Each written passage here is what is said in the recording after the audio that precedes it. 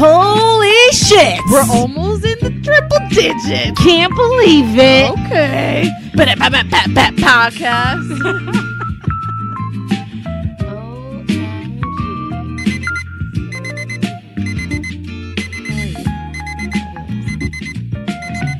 Yeah. Good.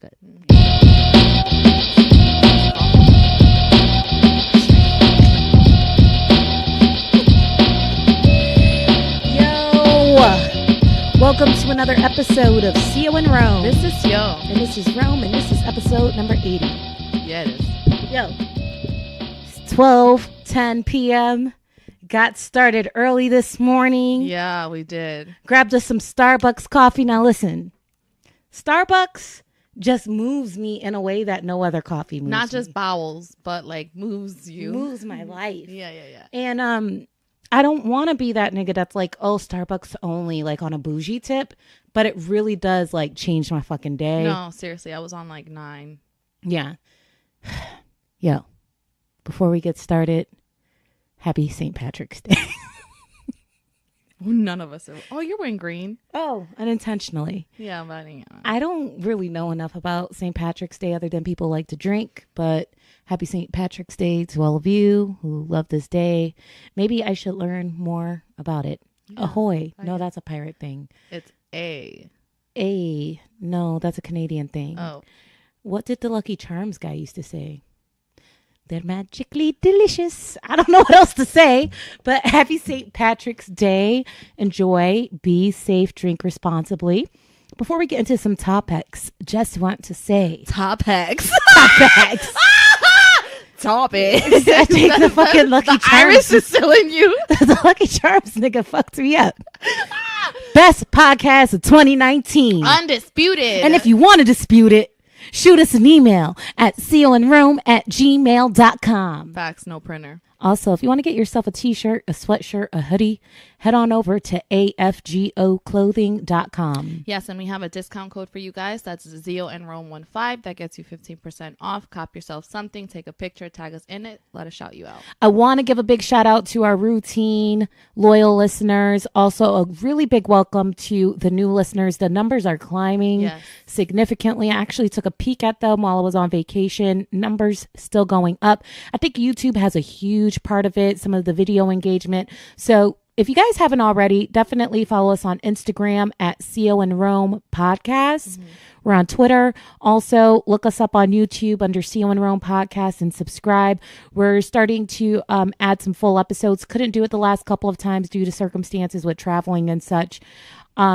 But this episode will definitely, provided that there's no issue with this video, we'll have it up full video. So definitely check it out. I'm hearing that a lot of people like to actually see us in motion, reactions, things like that. And one thing that I'm definitely looking forward to is people actually reaching out to us and telling us what they want to see, because we are doing commentary. We are doing little things here and there as far as like baby clips. So if you guys have something specific that you want to see us do or comment on, please give us that feedback. We'll be more than happy to. I got Winnie the Pooh vibes going on. Little crop top, little belly. Okay. You've lost a lot of weight.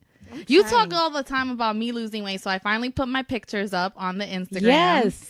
And I see, like, I know that I've been losing weight, but like seeing it, I was like, oh, yeah. I feel like a good before and after picture really like pieces it together so that you can know like how well you've done with that. Yeah. For me, when I look at the scale, I haven't lost that much pound wise. Like I haven't lost that much pound wise. But inches is a real thing. Yeah, I'm still like thick, chunky, fat, whatever you want to call it, but I'm cute. So I like it. You're super cute. So like, for example, if I think that the first time we actually were on video like that was probably the Fresh Room podcast. Mm-hmm. If I look at that video of you then and now, this video, for example, complete different. Really? Yes. I don't know. It's just coming off slowly. I'm not stressing myself about it. I'm taking my time. And when I want to eat, I'm eating. Yeah, like yesterday. Yo, I'm turned, man. This fucking coffee. Whew. Yeah, yesterday we went to Olive Garden, and that was the situation where my eyes were definitely bigger than my stomach. I was going to say, I was being facetious because you were talking about, I'm going to fuck this food up. We got there, you had like a bowl of soup and a little bit of your pasta, mainly the shrimp, and you were full. Yeah, and some bread. How much bread did you really have? I had like 2 or 3 breadsticks and dipped it in Alfredo sauce. You had 2 or 3? 2 or 3. I didn't see you eat past 1.5. I was doing it slow. Oh, okay. I was finessing the breadsticks. It was probably the bread then. Yeah, maybe. And had some drinks. Yo, I love Jameson. That's definitely one of the things that I learned while on a trip. By the way, I got back from Arizona last Sunday. Was that great? Yeah, that was really nice. I definitely have some things I want to talk about with that trip. But because we were like traveling from the resort to party to dinner, some places had Jameson, some places didn't. Some places had Jim Beam, some places had some other type of... Jim Beam isn't bad either. It's not bad, bro, but you taste a huge difference. A huge difference between all these whiskeys. It's like, I now understand why when people are like whiskey connoisseurs, why they're so into it, because whiskey has so much variety, like in terms of the bite, the flavor, like how smooth it is. I'm interested in exploring whiskeys a little bit more and finding what I like. But more than anything, whiskey is still hands down my drink. It's so funny to hear you finally found your drink, because you're so like, no. That's my drink. And like now you're like, oh, I'll have a whiskey. Yo, that is my drink, because it's like, I don't feel the drunk where I'm like woozy, fumbling and stumbling over my steps. Dude, it's very controlled. Like if, God forbid, if I were to ever get pulled over and they asked me to walk a straight line, there is no doubt in my mind I'll be able to walk that straight line. That might just be you drunk. It may be. But in my head, I'm very aware of what's going on. I don't feel like, you know, and I feel like I just become more loose and more fun. I feel like you aren't as, what's the word that I'm looking for? Uptight, like, antisocial. Antisocial. I feel like you're not as antisocial, because you have stated that you tend to be a little bit more like an people watcher when you're in a situation that you're not necessarily comfortable with. I feel like when you drink whiskey, all of that goes out the window, and you're more okay with just not paying attention to people, just doing you, just having a good time. It's like all of that goes out the window. You know what? I actually have to give credit to my ex-husband for like taking into consideration having a drink when I'm in socially awkward situations, because he's talking about like that liquid courage can make a difference. 100%. And I never was like, yo, I'm uptight right now, let me have a drink so I can loosen up. I never had that thought process. You know what I mean? So it's definitely helped. But before I jump into the Arizona trip, how have you been? Anything interesting going on in your life that you want to share with us? Because I'm about to go in, nigga. I'm great. Nothing exciting really worth mentioning. Still single. Got it. You got some positive things going on at work still. I do have some positive things, which is something that I'm kind of using a topic on. So we will definitely get into that. Okay. So we'll touch about base off of that topic. Got it. But I'm good. All right. Great. So cute. I will put it to you like this. I don't think I've ever mentioned the company that I work for on the podcast. You've just stated it's a bank. But I work for a bank, and I finished in the top 5-10% in production. Which is amazing. Entire company, because you've in only my category worked there for a solid year. Well, I'm going on 2 years in April. But what happened was because I got sick during my first year. I was out with FMLA, stuff like that. When I came back to work from FMLA, it was September 1st. And then I had to like kind of restart my training all over. And I didn't get certified as a banker until December. Right. So it was my first full year as a banker. And when I got there and I was like mingling with other colleagues from other places in the country, they're like, is this your first president circle? I'm like, this was my first full year as a banker. Right. And they were like, you made it on the first fucking year. That's amazing. I'm pretty sure to them that's a serious accomplishment. It was. And I think seeing the reactions from people, like it really set in. But going into the situation, I was like, I want a trip. Yeah. So like, you're like, I want a trip. But hearing that, do you start telling yourself in your head like, I'm that nigga? I mean, or did you always know that you were that nigga? I always knew I was that nigga. But I'm going to be real with you. Like, I just moved to a new branch.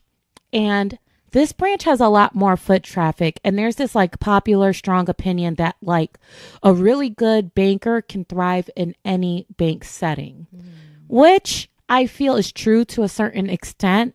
I feel like in order for me to sell, I need a warm body in front of me. So if I'm not getting walk-in traffic and I'm having trouble getting acclimated with the portfolio at a branch, getting to know those clients, and if I'm not going out to events and meeting people, like if I can't connect with people, I'm not going to be able to sell. But once someone's in front of me, bro, like at this new branch, this week alone, I've had people come in like, oh, I just want a checking account. And because of the way I explain products and services and things to them, they're like always like, oh my gosh, wow, yeah, I want that.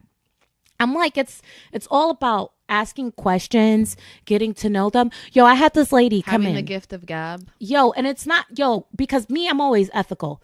That's one of the things that I was really concerned about when I first got this job was like, I don't want to be like this sleazy person that's trying to sell Push people things that they don't need. Mm-hmm. So this chick comes in, right? And she owns a nail salon. And she's like, yeah, I'm looking to switch banks. Now, I always, I'm dropping knowledge for anyone that's in sales. I wasn't planning to do this. But it's called the consultative sales process, right?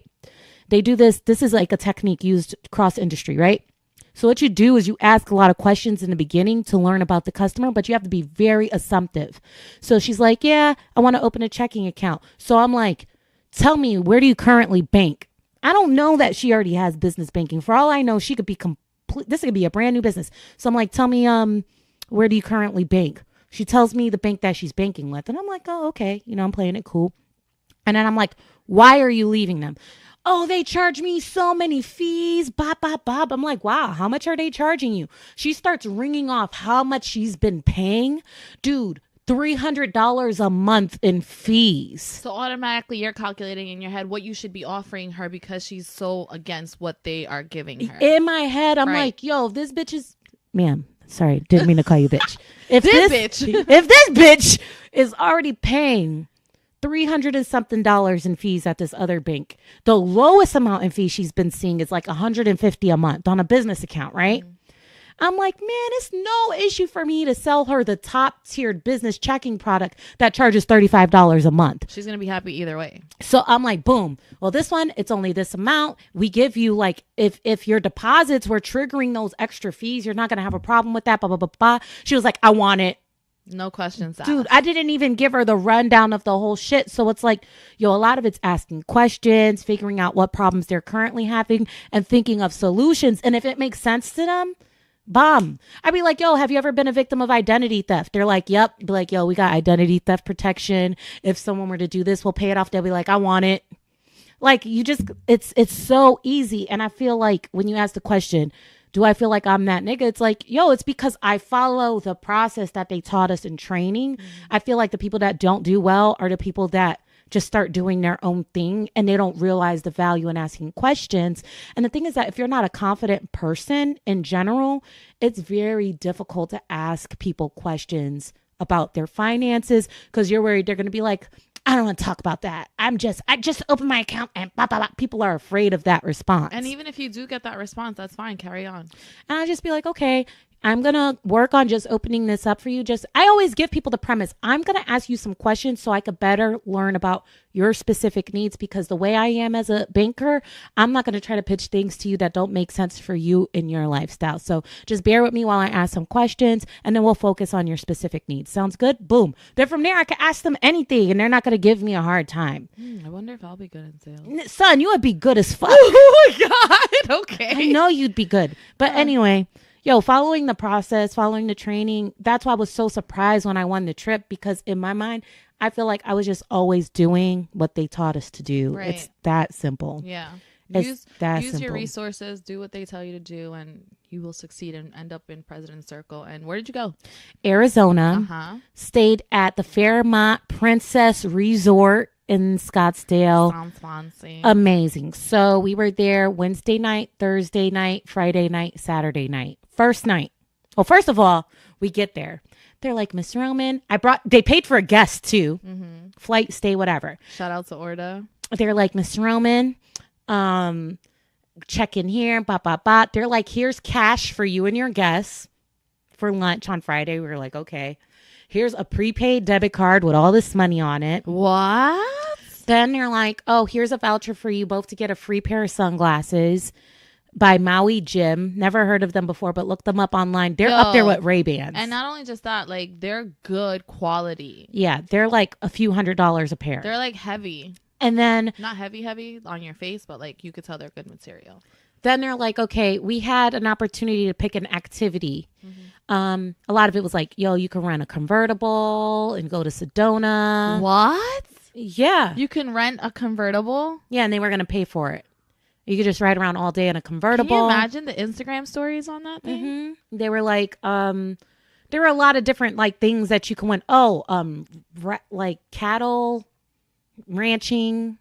So like you ride this thing and you try to like round up cattle. I'm like, I don't want to work. I'm lazy. Give me the spa day. So 60 minutes of spa. You could choose whatever service you wanted. I chose the massage. So they gave me the voucher for that. So they were like, okay, go get your sunglasses. My guest did not want her sunglasses. So I got to pick out 2 sunglasses. I might give a pair to my friend CEO. Aww. I might. Let me just wear them a few more times. And then they were like, okay, now if your room's not ready yet, we set up this thing with snacks, drinks, whatever. So they gave us a President's Circle cup. And they were like, yo, all the refills you want until 5 p.m. It was 10:30 in the morning, nigga. Tell me you started drinking that early. Hell yeah, nigga. Yes! Prickly pear margaritas. Then our room was ready early. I got like some food, like some sandwiches, got some hot Cheetos, stashed them for later. And then I went to change in my bathing suit. I come back. Mind you, everyone's flight's coming in at different times. And at this point, everyone's dressed with their luggage. And I'm back with my cup and my bikini. Like, what's up? Greeting, motherfuckers. Nice to meet you guys. I'm headed to the pool, but I'm here for my free refill. So I meet like this other bartender for my refill. And I'm like, yo, son, light on the ice. Smart girl. I've taught you well. I was like, light on the ice. And I just want you to know, since I'm in front of my colleagues, if when I come for the refill, if I'm a little too drunk, like let a nigga know. Let a nigga know, because I was like, I can't be embarrassing myself in front of these white people. You know what I'm saying? What did he say? He like kind of like nodded and laughed like, yo, I'm not going to front. I love the company I work for and they're all about workplace equality, but there weren't enough of us at this event. There weren't enough. And it's like, they can't control that, right? Yeah. Because I see the representation in the branches. But there weren't enough of us. However, I did find out later on the trip that there were a lot more of us this time around than in previous years. What? Yeah, it was a very small percentage. If you had to put a number on it. Less than 5%. Oof. Less than 5%, dog. Still had a really, really great time, but it was interesting. It wasn't what I expected. So anyway, free drinks till 5, fucking around, getting settled in. The hoedown is at 6. I'm thinking hoedown is going to be line dancing, weird ass shit. I'm like, let me just get the food and the drinks. We're in the middle of the desert. We got to take a bus to the middle of the fucking desert. From the resort? Yes. Oh, okay. So my guest is like, well, are there like snakes and things like that? And I'm like, I don't know if there's going to be snakes, but like, what about coyotes? And she's like, man, it's coyotes out here. I'm like, nigga, it's the desert.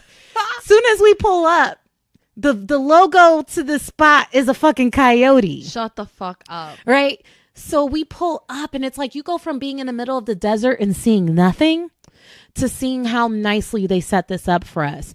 The cactuses were huge. And they had like lights shining on the cactuses. And then as soon as you get off the bus, there's a guy sitting on a horse playing a guitar singing to us. That's cute. So then we walk off and they have like all these picnic tables and they have like fancy schmancy buffet style dinner. And all these bars set up all over the place. Mechanical bull. I'm like, okay, let me get a whiskey. Having drinks, chopping it up with the colleagues that I know from the Tampa and Orlando market. Next thing you know, we're like, yo, let's get up, get around, see what they got going on. They had like this thing where you could dress up and take these old Western photos. They were doing caricature pictures like drawn of All you. All of this was free? Yes. This is amazing. They were doing this thing where you could throw axes into the wall and do like a lasso thing and shooting and all these different activities. Next thing you know, I'm chilling it, chopping up with the niggas, and all I hear is, I'm like, yo, what the fuck is that noise? And I just hear, oof, oof, like this noise. Please tell me it's not a bull. Nigga, they're blowing up a hot air balloon, my nigga. What? Yes. People were going on hot air balloons? Nigga, they were about to set off a hot air balloon in the sky, but because the wind was too crazy, we couldn't like take off into the hot air balloon. I wouldn't have done it either way. Yo. No. At nighttime. Nah. Ooh, though, imagine fucking up there. The pictures were like really dope. People were taking pictures. I rode the mechanical bull. Yo, people I didn't know were like cheering me on. They were like, don't give up. Don't give up. So I'm like hanging on sideways with the bull.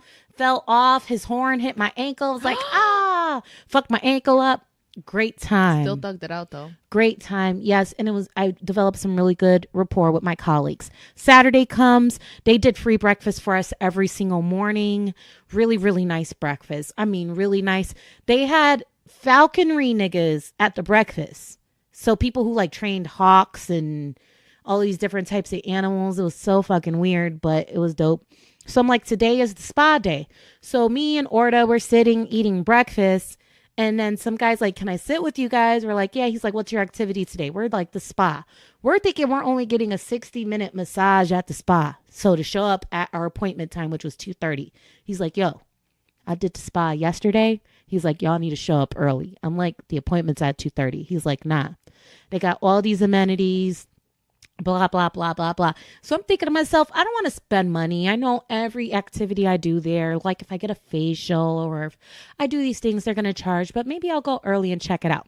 So we wrap up breakfast. We go back to our hotel room. You know, they give you like robes in the hotel room.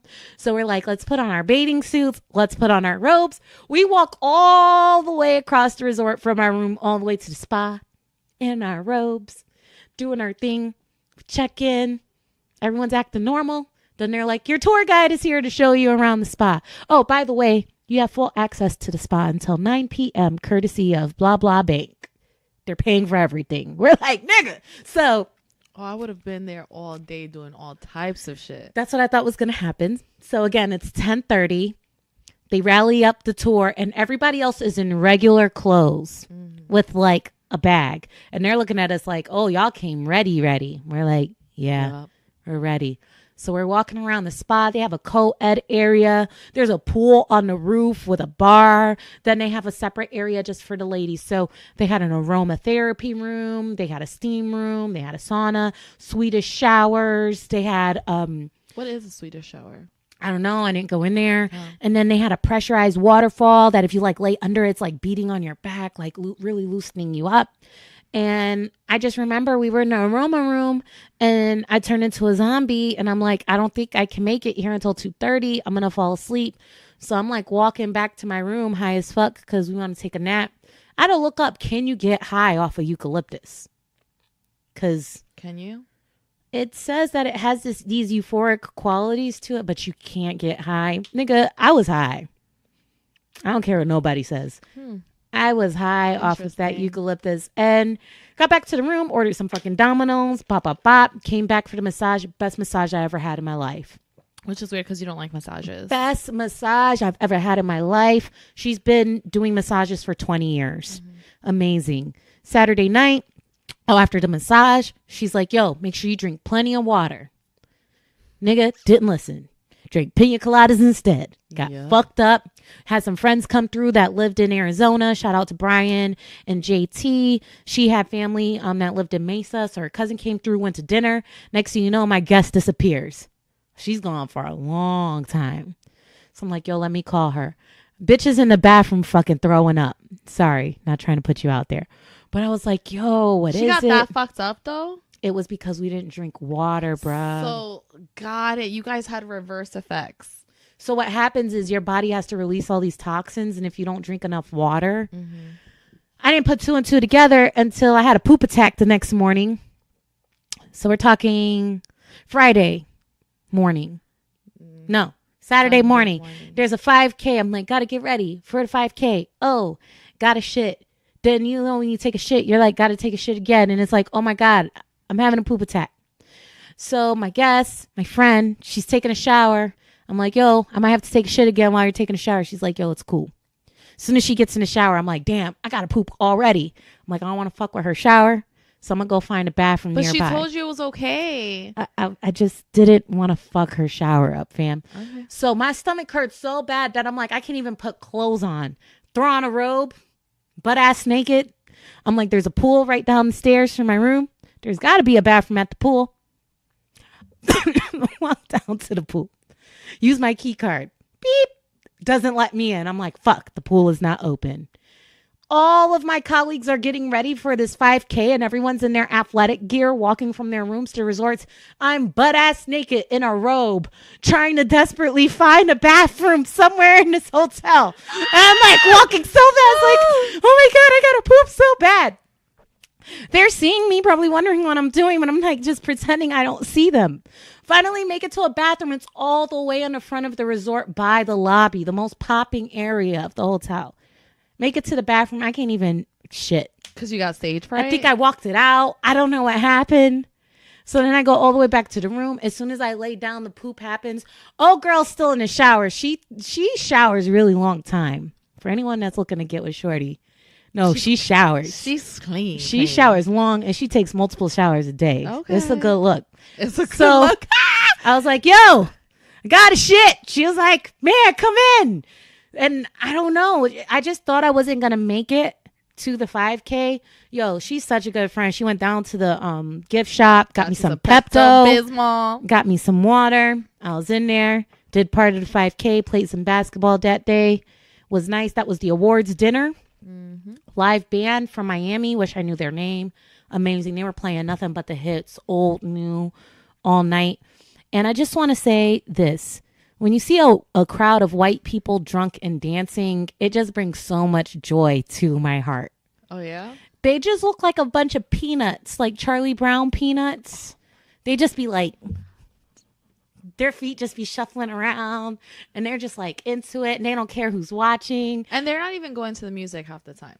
Nope. That's why when I see someone who has like a white person, sorry guys, I know that we talk about this a lot, and I've actually heard a lot of feedback of people thinking that we don't like white people. I love white people. But I do feel like they have no rhythm, but they're so okay with just dancing on the dance floor. So when I do see someone that has like rhythm and can kill it, I'm so intrigued. It's like being up close to like a solar eclipse. There was one like that in front of me that was doing the do-do-do-do-do-do. He was doing the Justin Timberlake. He thought he was Justin Timberlake. Was he getting a little close to it though? Yeah, he was killing it. And then there was this other guy that was flaming, loud and proud, drunk as fuck, thought he was part of the performance. He fucking was doing splits. Yo. And the thing is that white people that don't have rhythm, like I'm actually intrigued by that too, because I'm like, this person doesn't care. They're just letting loose, having a good time. And I can take a page out of that book. Like I'm like, who gives a fuck what people say? Just have a good time. Yes. Everybody was having a good time. The next thing you know, like the band would like interact with the crowd sometimes and like put the mic out to sing along. And this lady was like, oh, I remember the song now. The song that goes, yeah, yeah, yeah, yeah, what's going on? So this was her fucking jam. Uh-huh. So when they put the mic to her in the crowd, she snatched the mic. Shut the fuck up! Fucking God, she snatched the mic out of like the homegirl's hand. Lit, though. And then she was like, "What's going on?" And I said, "Yo, they pulled her on stage. She performed the whole rest of. She was like, I cried, Lord, yo, something happened to her in her lifetime that song got her through. I was just like watching, like, yo, this shit is fucking lit, bro. Free drinks, food was amazing. Filet mignon with halibut, like full 4 or 5 course meal. Really, really nice, and they really extended their appreciation to us. Really, really dope. So that was Thursday, Friday, Saturday night. Sunday came. We just kind of like all kicked it before our flights, made our way back. Amazing time. I was like, Arizona, what the fuck's in Arizona? And all of this cowboy shit ain't my thing, but had a fucking blast. So I would just say, I'm going to leave y'all with this. Like, just be open-minded. Even the shit that you think you're not going to really like, thoroughly enjoyed it. Oh, there was a pool party. Dinner was on Friday. Pool party was on Saturday. Wine fucks me up more than whiskey does. Why do you think I was such a big wine drinker for such a long time? I was wasted. I could have had 2 glasses and just been like, I'm done. I'm going to bed. I was wasted. And I was like, okay, it's time for me to go back to my room because I don't want to get away in front of my coworkers. And I spent a lot of time napping in my hotel room the rest of the day because they only had beer, wine, and some mixed drinks, some food. The pool was heated. Very cool day in the 60s, but I think the pool was heated to 80. But so it was warmer in the pool than it was outside. But Arizona tends to be like a dry heat anyways. It is. I broke a sweat and didn't understand why the first day because I was like, it doesn't even feel that hot, but my body was still reacting to the heat. Super dry. Hard to breathe if you're not used to that. The altitude, mountain views, like we were out there, fam. It was really, really dope. Got a tan pretty quickly. Yo, black people, we need to stop thinking we don't need sunscreen. We do. Not to stop the tan, but to protect our skin. Skin cancer is a real thing. And global warming is a real thing too. So that sun's definitely a lot more potent these days. Yeah, I definitely got a little sunburn on a cold day in Arizona. So great time. Visit Arizona. Definitely want to go back. I would go with you. Yo, let's do it. Sounds like it's a fun time. I got peoples in Phoenix, so even better. Anyway, I know that I just talked a lot. So over to you, CO. So I'll just go straight into like the whole job thing, the topic that I was going to discuss. So you have stated, which I'm aware of, most people are aware of, I tend to be a social butterfly. Yeah. I can speak to anyone regardless of how long I've been in the same room with them. Like stuff doesn't bother me. So I want to know, do you think that is using your social butterfly and being able to read people's skills to get ahead in life, you being fake or you being smart? You being smart. It's the intention that makes the qualitative difference. Right. So if you're using it in the workplace, it's like, look, we're all here to do a job. A lot of us aren't becoming BFFs and, you know, can I borrow $5? It's not on that level of friendship. It's like, do coworkers ask other coworkers to borrow money? No, I'm just saying you're not going to become friends on that level to where you feel comfortable asking each other for money. It's a working relationship, meaning like, hey, I'm going to be out tomorrow. Is there any way you could cover for me and vice versa type thing? So I feel like establishing those relationships in the workplace are important because we are going to have to lean on each other at some point in time. Mm-hmm. And if me using the social skills that I use in my normal friendships outside of work and I'm bringing those same skills into the workplace, can help develop those working relationships, which are important. Now, if you're using those skills, you're giving your colleagues the impression that you want this valuable working relationship together, but then they come to you for help and you're like making excuses like, sorry, can't help you, can't do it. I feel that that's being fake because you led that person into believing that you're in their corner, you're cool with them. And then when it comes down to it, you don't deliver. So I feel the intention is a huge piece. Yeah.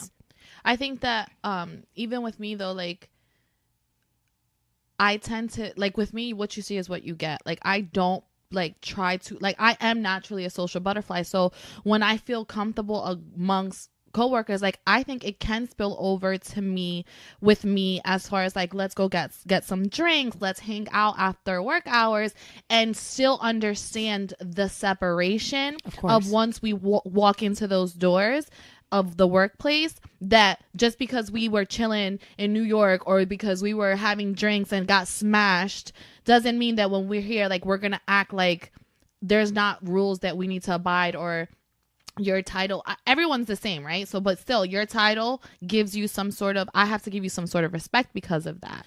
I think it's something that comes with age and experience. I think people have to be smart, and it's not being fake, because I heard this, and that's why I had brought it up. It's not being fake. I think it's being aware. It's having that, like you're saying, the proper intent, and that, I'm sorry, I'm intuitive that way. So I know what certain people enjoy from someone else. And if that is within me, I'm going to use that to my benefit. I'm sorry. That's not me being fake. I mean, let's be real. I just talked about this trip the company sent us on. Mm-hmm. They send us on these things to keep us engaged, to make us want to stay with the company, to, like, trust me, whenever your employer is doing something kind for you, trust me, there is employee appreciation and intentions are right, but they're also doing things with the intention of making you feel a certain type of way. Because they know if they don't do things, then you might start looking at competitors. You might go out there. So it's like we're being gamed. Right. So we might as well recognize the game that we're in and play along with it. But I feel like intentions can make a huge difference. I feel like the employee that goes to work and they're like, fuck this. They're being like Stanley from The Office. I'm here. I'm doing my job. I'm going home. I know people like that and I respect that. But when opportunities come up and you want it, just don't be surprised if someone with a better personality or a better attitude or someone who's a little more engaging, they're going to have more of an edge, because it's like, one, people probably don't know you well enough to be able to vouch for you, to speak on you and your character, or they may not just feel comfortable for you, or they lack confidence that you have the skills to be able to do whatever it is you have to do, especially if it's a role in management. They're going to be like, I don't know, this person's like really disengaged. I just don't think they have the skills. So I think it's something to be mindful of, especially as it relates of where you're trying to go within the company. These are important skills to have. Question. So I was going to ask you, was it feedback that you've heard that's bringing this up, or is it in your mind that you're trying to be self-aware and ask yourself if you're being a little bit of both, but It's also feedback that I've heard, and it's because I feel that the people that probably feel this way is because they are the disengaged people, and I think that people fail to realize that when someone thinks, oh, I don't know this person enough to recommend them to perhaps having an upper management position, them not knowing you enough and only knowing that you are disengaged is enough for them to know that they would not want to recommend you. That's just the realistic of the whole nature. Like, and then the bubbly person, when they get roles, they'll be like, oh, it's a favoritism thing because she's so bubbly. She doesn't have the skills. It's like, I do think people devalue like the importance of having those people interactive skills, collaborative skills. And for people that don't get it, clearly they don't get it because they're not practicing it. Yeah. They think it's a favoritism thing. And like about me being a social butterfly, like I'm a talker. Like I can talk forever about all types of topics, and I think that people probably look at that are disengaged and say things like, oh well, how it's favoritism, there's no way that she can get her job done. Baby, not only do I get my job done, but I get other people's job done too, and this is why people are okay with me being like bubbly and talkative and not say, hey, can you please go get your work, because all of that shit is done. So I forgot what I was going to ask, but how, really? Like, when someone thinks that, okay, no, this is what I was going to ask. I think it's something that comes with age, because when I look back on myself, like in call center dynamics and things like that, when I was in my early 20s and I would go out for colleagues, you know, I feel like people would do each other favors or try to look at work like it was a playground, you know, back then. But I think that as you grow and realize that these little friendships at work don't pay your bills, don't secure your position.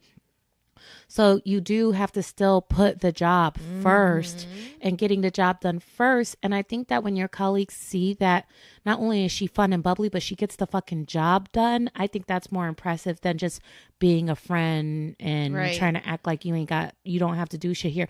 Being a poor performer at work and a social butterfly, I look at that person, I'm like, I got to stay away from them. Yeah, like you may be a distraction to everything and everyone. I can't have you hold me back. Like you're really cool, but you play around too much and I don't want to be associated with that. So I think that growing older and more mature in the workplace, it's like, you know, the people that can get shit done and have fun, those are the best people to have like in your circle. And here I am. Well, kudos to you. Here I am. Kudos to you. Little quick note, while I was in Arizona, heard from Rook Beats from the Justice League. Oh, this is hilarious. I cannot wait to have this be heard. He's like, yo. Mr. Rookity Rook. Got my Ancestry DNA results back. I was like, yo, what's your username? Because I wanted to link with him on Ancestry DNA. Find him. Shit was like, this person is in your DNA match list. I was like, no! Ah! Yo, Rook is in the 4th to 6th cousin range. And I know specifically it's on my mother's side because he's also related to another one of my cousins that took ancestry DNA. That's my mother's second cousin. That's crazy. Yes. And it's so crazy because when we were younger, I used to braid his hair and we used to talk about how we both have these scalp issues and dry skin issues. He's like, man, I know we got to be related because blah, blah, blah. Like we used to always talk about that. And he used to always call me like, yo, that's little sis. We always had like this really like friendship that felt more like family. So do you feel like and to find out that we're family, it's so fucking crazy. So do you feel like now he'll still introduce you as his homegirl or that he'll be like, yo, this is fam? I don't know. I felt like he always... We should ask him. I don't know. I always feel like we were family. What did he say when you told him? He was like, what? He was like, but Puerto Rico's mad small, blah, blah, blah, blah, blah. And I was like, well, me and CO aren't related at all. And I was like, and on top of that, the migration is crazy because he was born in the Bronx. I was born in Buffalo. What are the odds? We both meet in Tampa. Yeah. Become like BFFs and then we're related. I'm like, I'm sorry, dog. That's awesome, though. I was like, I'm sorry, dog. Like, that shit's fucking crazy to me. Ancestry DNA is that nigga, though. Yeah. And the thing is that I think his dad is like... No, either his dad or his mom is either half Cuban and half Puerto Rican or something like that. So there's a lot of like potentially different things that could have happened with his DNA. And for whatever reason, we are linked. So that is very interesting. That's awesome. When you sent me that, I was like, no. Unbelievable. That's great. That's crazy. That's good. What else do you have? So, so we were talking yesterday about masturbation while we were getting dinner. Yeah. And like it brought something up in my head. Like I was just like, that's a really good question. So I want to bring this up. Okay, masturbation. Yes. Right? So would you say that when you masturbate, and there's follow-up to this, when you masturbate, do you feel like you climax a lot quicker than you would if you're having actual sex with someone else? Yes, typically, yes. Okay. If I'm watching a porno and I'm like watching exactly what I know gets me off and I go straight into the finishing move, bomb, it's done. Give me a time frame. Minutes. Okay. So my question is this. Because I'm going to tell you right now, me, maybe seconds. Like I'm that good. Like it's just like a couple times within a 10-minute span. Few times actually. Okay. Anyways, so she got the juice. You know. Well, with that being said, why is it that we don't get angry at that moment at ourselves or the time frame when it comes to us masturbating and catching our nut versus when a guy nuts quick and then we become angry about it? Is it the experience of it all that we want with the guy, or are we just never satisfied with the way most men approach the situation? I have a very good answer to this. Okay. My issue is that if you come quick and I didn't get my nut yet. Okay, so what happens if you did, though? Like, what happens if he hit the right spot within the first 2 minutes? Boom, you nut. A minute right after that, he nuts. You just had 3 minutes of sex. Are you going to be like, damn, what the fuck? I don't get mad. Okay. Because most girls would.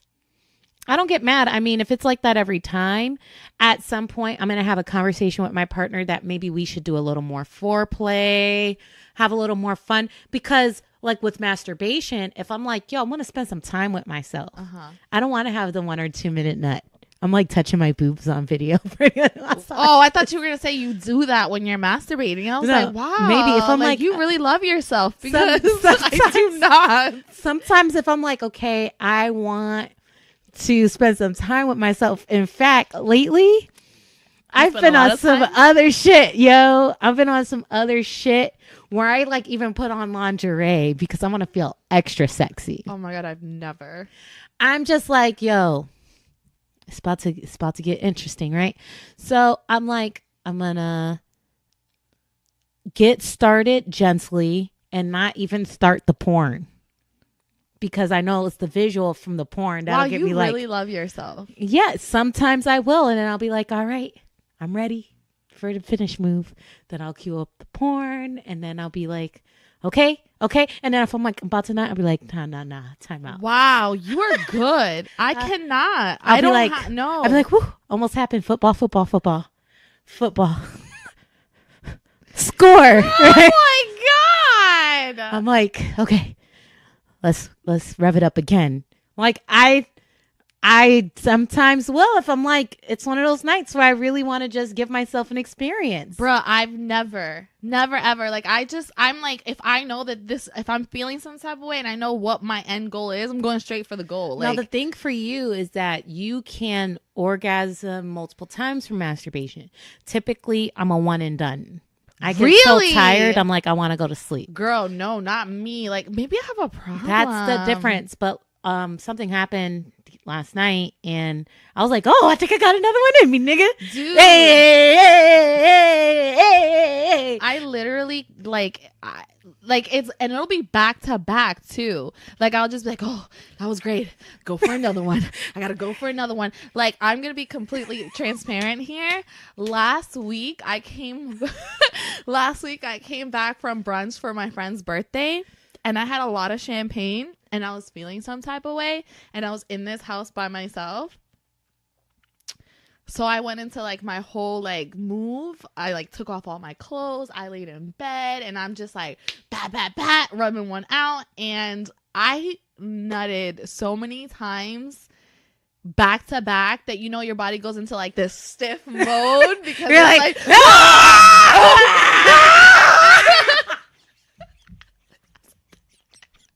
that's gonna be a clip.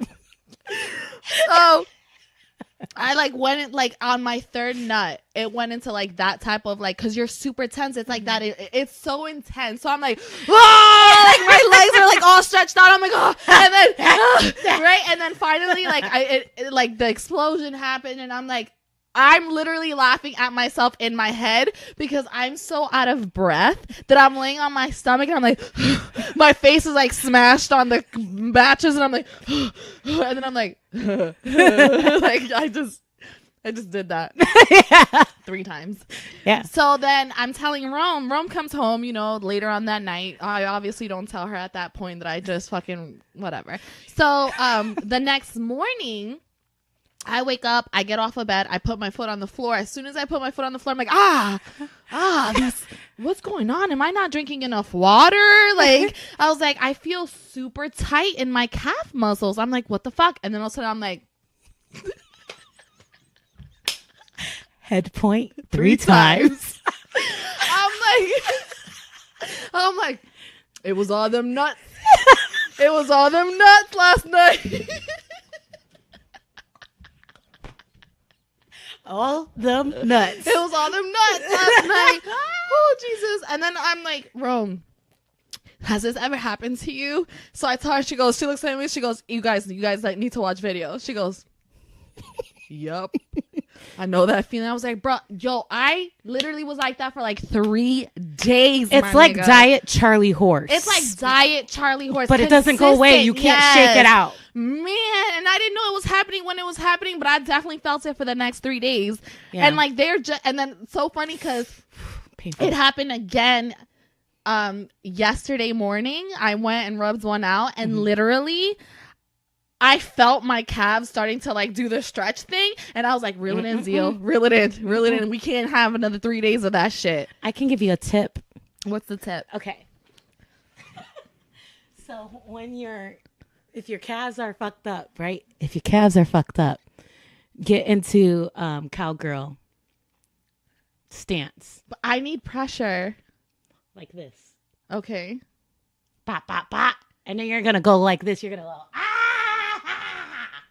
See, but I know myself, so I'll go from that and to the moment where like it's about to happen, and I'll just like throw myself on the mattress like yeah, but at least it won't hit your calves. Oh, it'll have more here. Core. The core. I'm just trying to help. Jesus, thanks. Try it. Let me know how I feel. All right, I'll let you know. Oh man, this is great. Go ahead. All right. So I went to a restaurant during lunch on Friday. There was a mom, a dad, and child at lunch. Child was very talkative, seemed very bright. By the way, both these parents were very ratchet. No disrespect, because I can get ratchet too. But even in their, like, the way they talk, their diction, it was like, man, gutta, like, oh, yo. But what I'm saying, though, is like, I'm like, okay, which is cool. I don't knock it. But the child was so proper and well-spoken. The only reason why I bring this up is because I know parents that use a lot of the lingo, diction, like awesome hood shit. And in fact, the baby that I know that was raised in this environment, one day she came over and she was like, yo, daddy gonna fix that? I was like, okay, baby. Yes, my daddy gonna fix that. Baby didn't have that effect. He was just very, very well spoken. So I noticed some things that they were doing with the baby that kind of made me cringe a little bit. It was more so the dad. Like, so the dad was on the phone having a full-on conversation at the restaurant. During dinner or lunch? Not only was it rude to them, but it was rude to me. Yeah. In fact, I think it was a full-on FaceTime. Oh. And my question is this. If you had to choose between being a single parent and the involvement of a very ratchet co-parent, what would you choose? Because he was to the point where he was saying to baby, damn, why you talk so much, though? Nah, I'll be a single parent. You would rather be a single parent 100% than to have ratchet because daddy I think around? Becoming a product of your environment is a very, very, very real thing.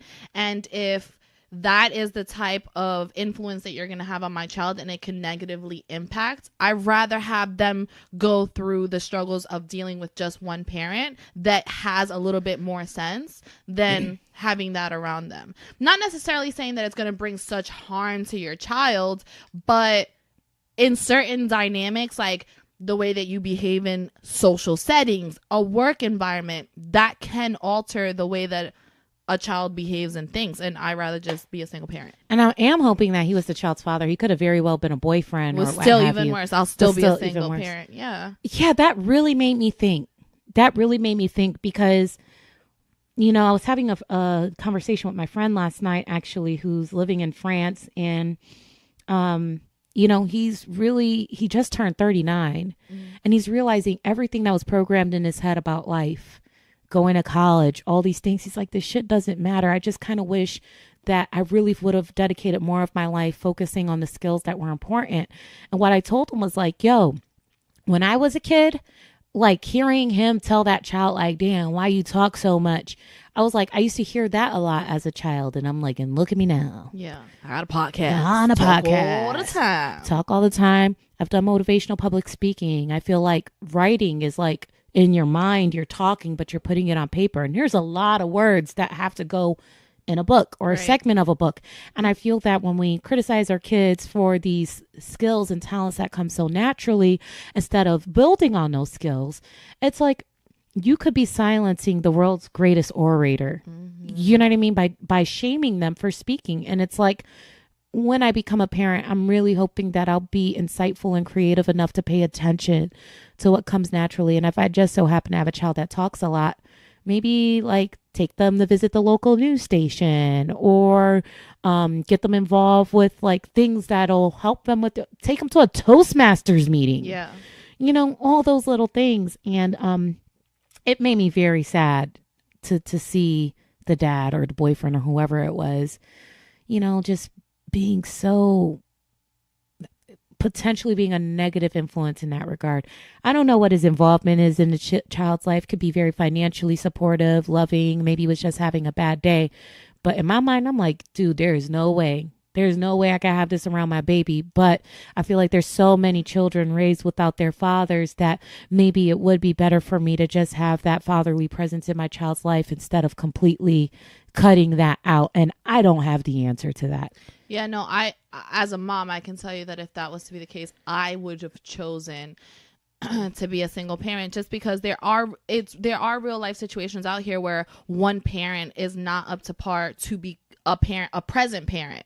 And I think that it is the other parent's job and responsibility to say, I choose to not have this around my child, and I am benefiting my child by not allowing this. And sheltering them. and sheltering them from that. That's just my opinion. I don't want my kid to hold me accountable for them not having a relationship with their parents. But I think that at some point you will. Okay, so like from like 1 to 5, kids are like sponges. They literally soak up everything around them, which is why that little girl or little boy could come up to you and be like, "Yo, daddy gonna fix that," because that's all they have, soaked up. Not saying that that's a bad thing, but I'm just saying like that is what they soak up. So after that point where you have taught them the, important things of how to be a good person, how to do things the right way, how to communicate properly, all of these things, you can allow them to kind of, I'm being a hypocrite. I just called myself out.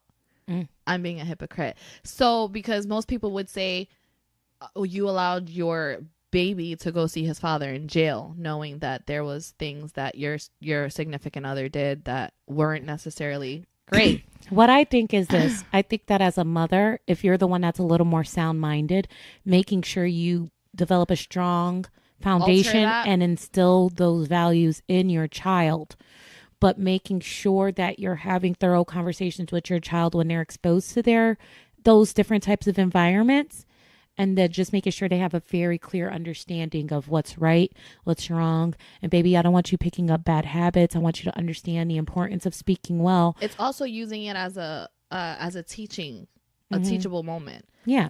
Because they're exposed to the contrast and can identify those differences. Even though the father of my child was incarcerated, he fucked up. He made a fucked up choice, but he was still a good person. Like he still wasn't this guy that was out here like talking to my child some type of way, making my son believe that the things he did was right. I took it as a teachable moment. I was like, look, your father made a mistake. Although he is a good person, bad things happen to good people too. And in order for him to learn from the mistake that he made, this is where he had to go. Yeah. And in order for you to not end up in that same situation, be aware of XYZ. Yeah. And I just want to make sure, I know I may be coming off very critical about people who talk a certain way, but I'm gonna be real with you. Like, I grew up in the hood. Yeah. The elementary school I went to was rated top 50 worst schools in the country. Wow. In the newspaper. Wow. Okay. We was in the hood. We was in the hood where the corner store from the school, if someone stole a snack, the lady used to leave the corner store and chase kids down the street with a gun. That's pretty. Because you stole from the store. It was hood. And I was raised around that, but I think that I know that I was always made fun of for talking white and speaking proper. I hate that. And people think that you're better. And I've been made fun of for that all the way through my 20s. And even when it got to a point where you're not being made fun of because we're adults now, I've even had people tell me, like, if they just met me, they're like, all right, Rome, you can cut the act. You don't always have to talk so proper when we're talking. And I'm like, this is just how I talk. Like, I'm not putting on an act. Like, if you're my friend long enough, you'll see, like, I have my moments where I let loose. But most of the time, if I'm talking about something important or I'm trying to get my point across, I'm very passionate about it. This is just how I talk. And I just always felt like people always shame me for that. And, but now, just kind of being in touch with my calling and my life, I realized that if it weren't for me speaking well, certain doors wouldn't have been open to me in life. Absolutely. And as it relates to career, though, it's like those are the little things that we were just talking about, skills in the workplace that get you ahead. Someone could be way smarter than me, but if they can't speak well, they may be reluctant to put you in front of a client. Right, because they want you to be the face of what this company represents. And if you're well spoken, they want to be able to shine on that. And we were talking about how that can make you look fake. That is but it's like these are all little skills that build character. And while again, I love everybody and anyone who's doesn't have that vocabulary strength, I think that we should all make it some sort of goal, if not for ourselves, at least for our children, because it's going to help them advance a lot easier in life if they can speak well. Yeah. And I think that it's important to also say, like, how to piggyback off of what you're saying, you have to want that for yourself, because my mother, bless her heart, I love her to death, but my mom only has a 4th grade education, and my mom's English, even though she was born in Manhattan, like it's very broken. And there's words sometimes where I'm just like, Mom, don't, like, I'll say it for you. Don't say it. I don't really have a relationship with my father, and he doesn't even know English. English is my second language. I learned English when I was 6 years old. So for me, I saw certain things like that my mom struggled with, how people kind of looked at her when she said or behaved certain ways, and I wanted different for myself. So I would pick up books and I would just read. And if I didn't understand a word, I would go to the dictionary and I'd look it up. Like, that's just what I wanted enough for myself. Most people don't even believe that English is my second language. I think my dad speaks very well. And he would often use words that I didn't know. And then we were big readers of the Bible and stuff like that as kids. And there was so much contrast from what I was seeing from my dad and what I was seeing in my normal community and what I was seeing at home.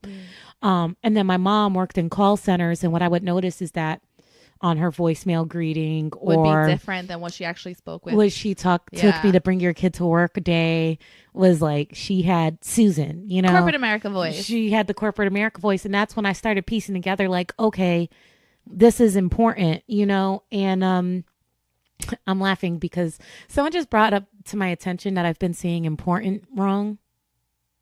Okay. That it should important. And I say important.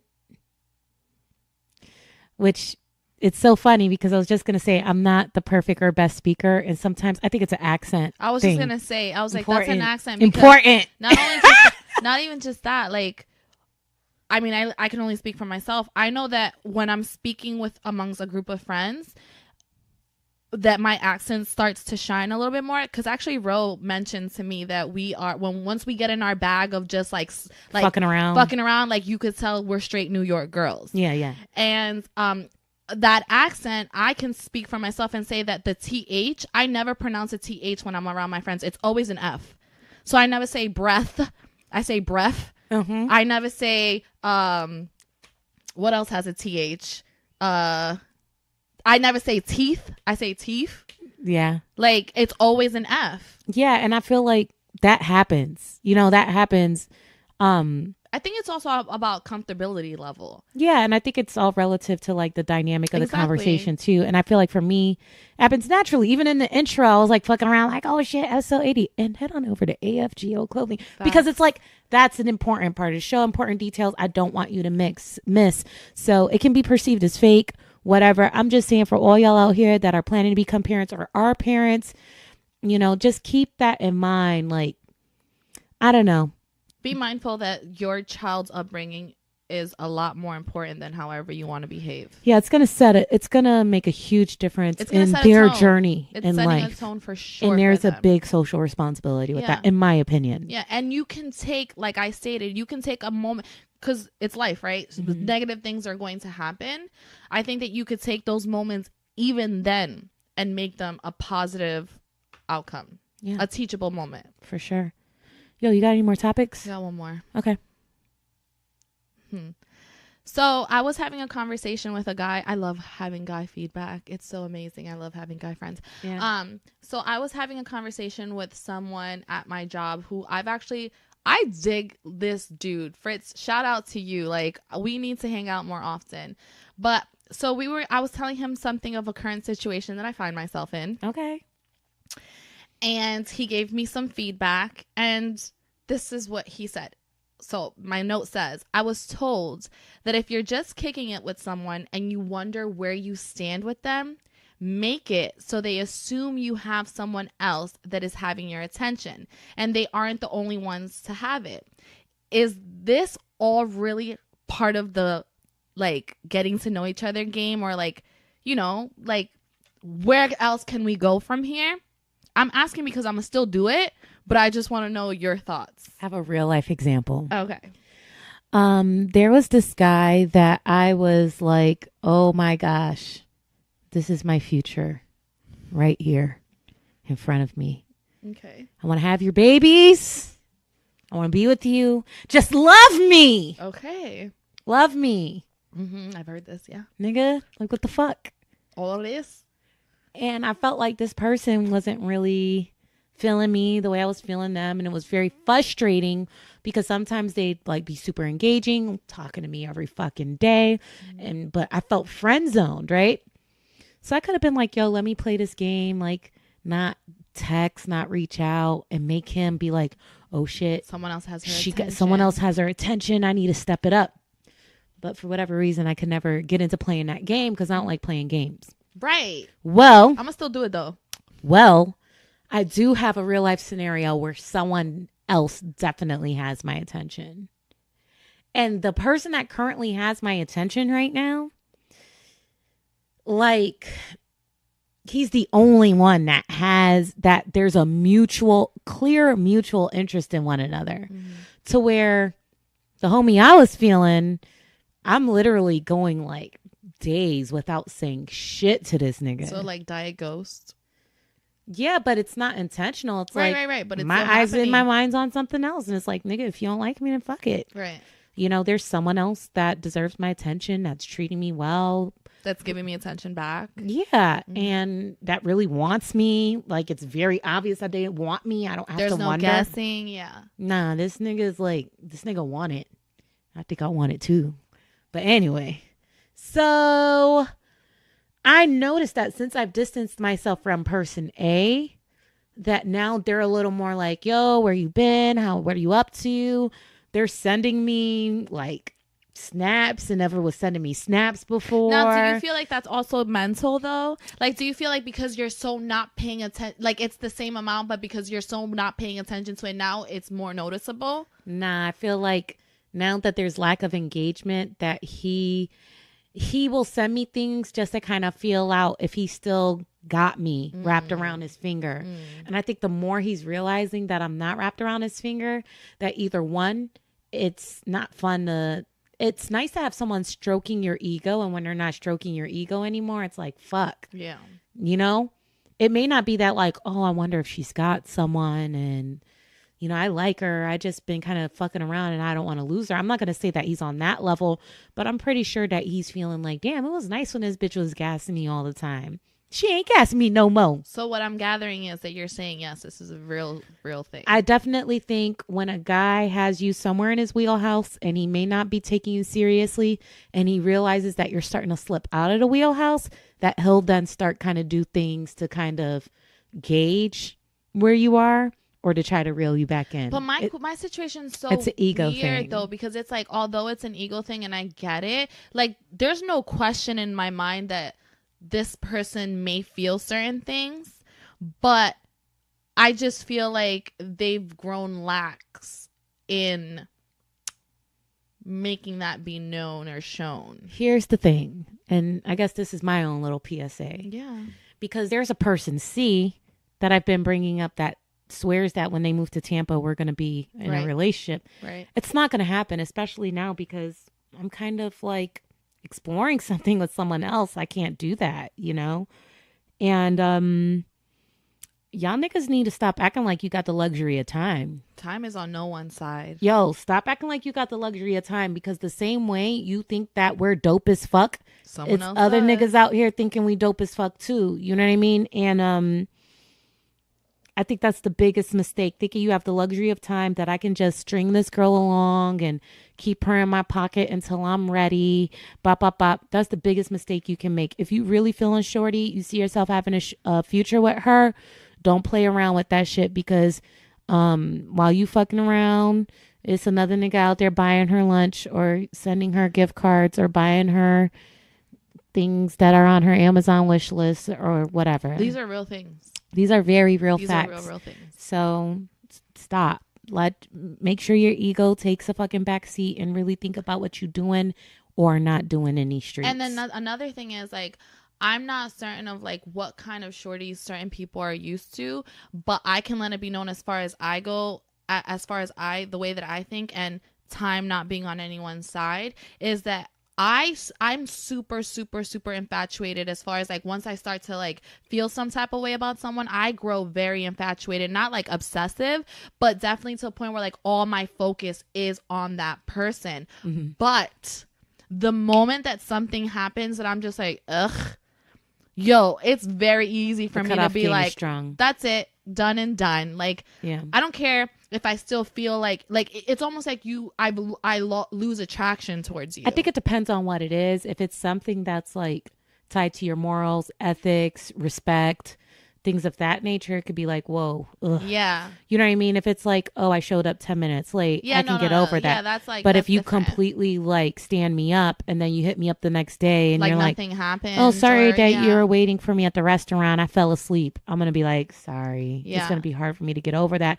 because you were being disrespectful to my time. Or if I feel like I'm constantly the one that's setting something up for us to see each other and I don't get that from you, that's going to slowly get me to the point where I'm just like, nah. I don't mind that too much. I don't mind that too much because what I'm learning is and this is if we're talking about relationships with men, a lot of times, and not all men are like this, but sometimes, are you playing footsie with me, nigga? Oh, that was fuck yeah, nigga. I'm sorry. If you've gotten so tan, your foot looked like the table. Yeah, I did.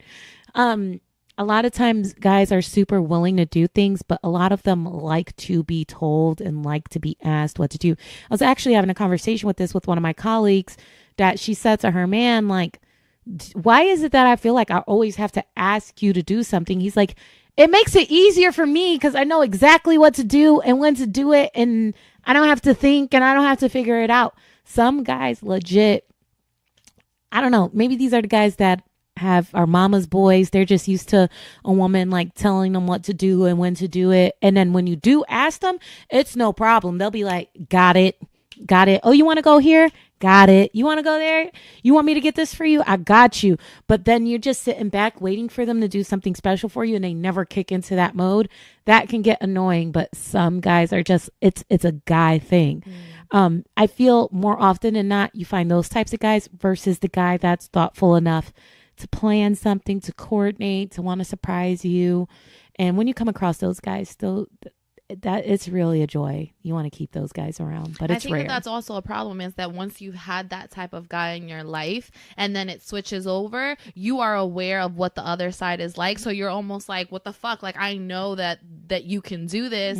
So it's being cognizant about the fact that we're all not built the same. They definitely make it hard for the next nigga. For sure. But that makes me feel like, oh, I'm leveling up. There's a different type of nigga out here. Yeah, that I can still have if I want to. Yeah, so it's like, okay, no, I don't want to date the guy that was just cool with taking me to McDonald's because I fucked with a nigga that took me to Texas to Brazil. Facts. Oh, now I don't want to fuck with a nigga that took me to Texas to Brazil because I had a nigga that took me to Shula's. Oh, I don't want to, like, in your head, you just start to realize, yo, in my head, I was thinking it's hard to find a nigga out here that's going to do for me. But once you start coming across niggas that want to do for you, you're like, they out here. Yeah. They out here. And what's crazy is the concept of having to ask. It don't just happen with bum niggas. It happens with niggas with paper too. Yeah, they're wired differently. Guys are just wired differently. Something like that Louis Vuitton bag that I saw online. Yeah. They'll be like, babe, I got you. Yeah. It hasn't happened for me yet, but it is. It's going to manifest. It's happening. It's because I'm a good woman. I'm a good girl. And I deserve it. Yes. You're the mommy. I'm grown. Hey, so yeah. Let me know how this game goes. I personally am not a fan of playing games, but I feel like if you want to fall back to take time for yourself to looking at my titties. Sorry, because these I hate fake buttons, bro. Fake buttons are so funny to me. I'm like,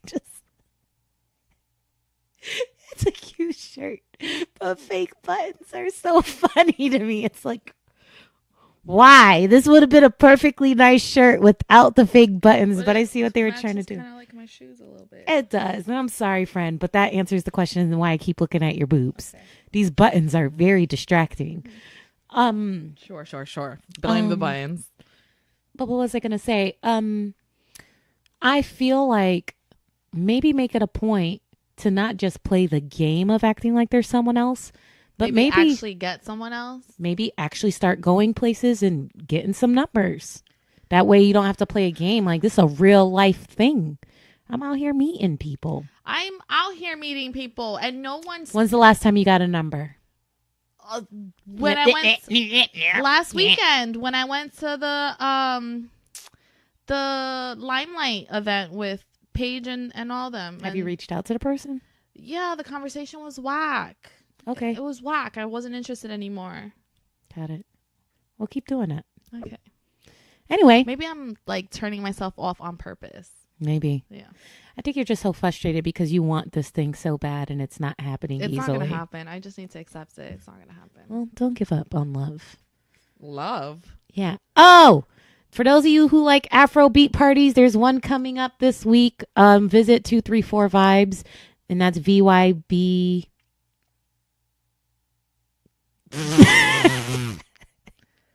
Easy, something like that. 234 Vibes.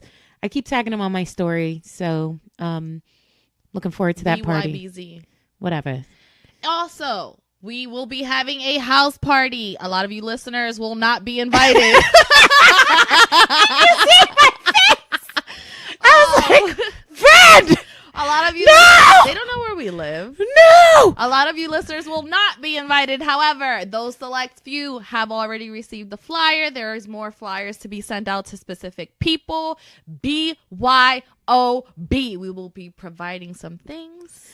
I'm not an asshole like CEO, so if you're a listener and want to come to the house party, DM me and I'll let you know whether or not you can come. That's setting them up for failure. I would never do that to you. I am a better person. If I send you the flyer, you are coming or have the invite of coming. DM me if you feel like you're going to get a yes. And I'll be like, you know what? This person's cool. I'll consult with CEO. And if we're like, yeah, we've been cool with this person. Meaning, if you've never interacted with me before on any type of level, we've never had thorough conversation, most likely you're not going to get an invite. Right. But if we've chopped it up, we've been in touch, we have some sort of rapport, and you haven't received the flyer yet, like DM me. May have you slide through. All right. With that being said, that's all I got to say. You guys keep reaching out to us. Keep giving us feedback. We love all of it. All of that. All of it. Your dad won't fix that. Bye-bye.